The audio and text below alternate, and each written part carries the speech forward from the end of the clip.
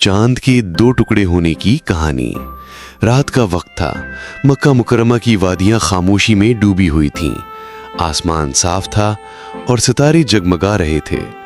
चांद अपनी पूरी आबोताब के साथ चमक रहा था, जैसे अपनी रोशनी से पहाड़ों, रेगिस्तानों और वादियों को नहला रहा हो। उसी रात कुरैश के बड़े बड़े सरदार जमा थे। उनके दिलों में कुफ्र की जिद और गुरूर की आग भड़क रही थी। वो जानते थे कि मोहम्मद सल्लल्लाहु अलैहि वसल्लम सच बोलते हैं, मगर मानने के बजाय अपनी जिद में और सख्त होते जा रहे थे। उनमें से एक सरदार ने कहा, हमें मोहम्मद सल्लल्लाहु अलैहि वसल्लम के दावे पर यकीन नहीं। अगर वो वाकई अल्लाह के नबी हैं तो हमें कोई ऐसी निशानी दिखाएं जो हमारी आंखों के सामने हो।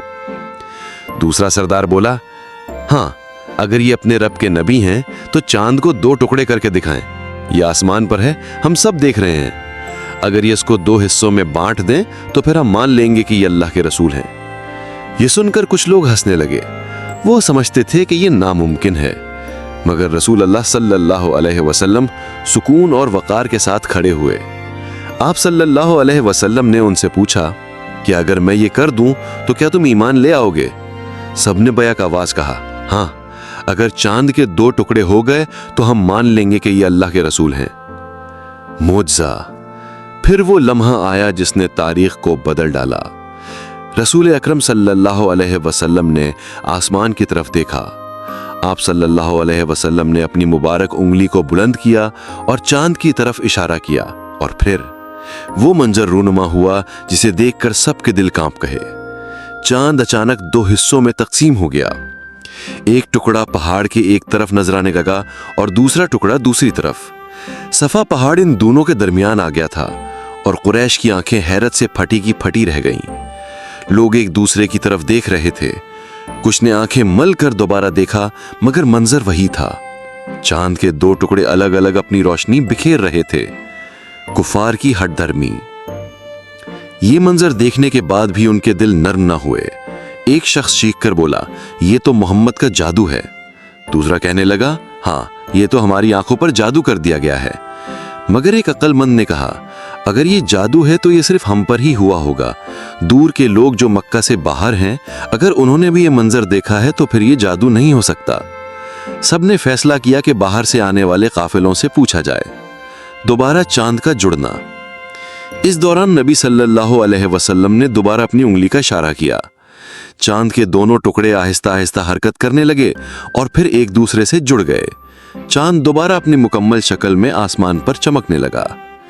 काफिलों की गवाही। चंद दिन गुजरे। बाहर से काफिले मक्का में दाखिल हुए।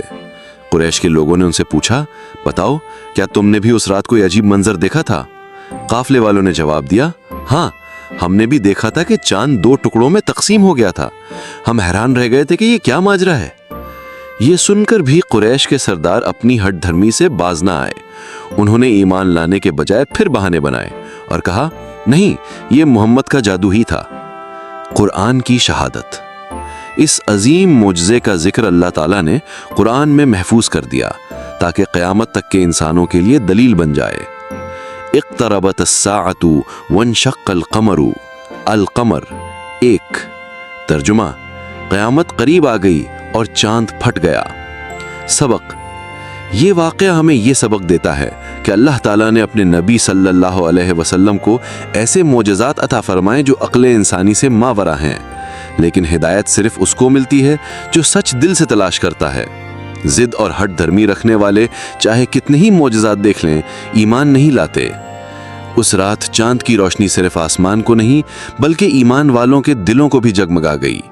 ये मोजज़ा आज भी कुरान की आयतों में जिंदा है और कल क़यामत के दिन भी गवाही देगा कि मोहम्मद सल्लल्लाहु अलैहि वसल्लम अल्लाह के सच्चे नबी हैं।